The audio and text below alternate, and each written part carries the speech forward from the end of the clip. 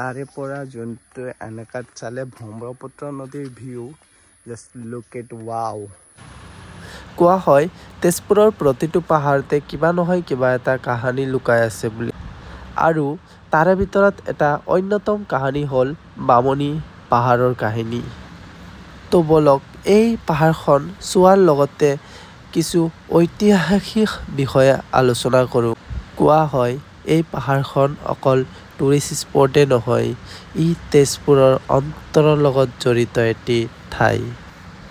প্ৰাচীন মন্দিৰৰ অৱশেষেৰে গঠিত এই পাহাৰ অসমৰ তেজপুৰ চহৰৰ ব্ৰহ্মপুত্ৰৰ পাৰত স্থিত, আৰু ইয়াৰে পৰা ব্ৰহ্মপুত্ৰ নদীৰ শান্তিপূৰ্ণ পৰিৱেশ উপভোগ কৰা যায়।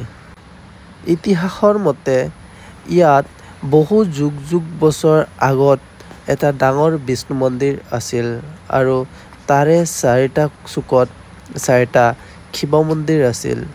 আৰু এটা সময়ত এনে এক প্ৰাকৃতিক দুৰ্যোগ আহে, অৰ্থাৎ ভূমিকম্প আহে, যাৰ ফলত এই মন্দিৰসমূহ ভাঙি চূৰ্ণ বিচূৰ্ণ হৈ যায়, আৰু তাৰ পিছৰে পৰা যি মন্দিৰৰ ভাঙা ভগ্নাংশবিলাক থাকি যায় আৰু ইয়াতে সযতনে ৰখা হয়।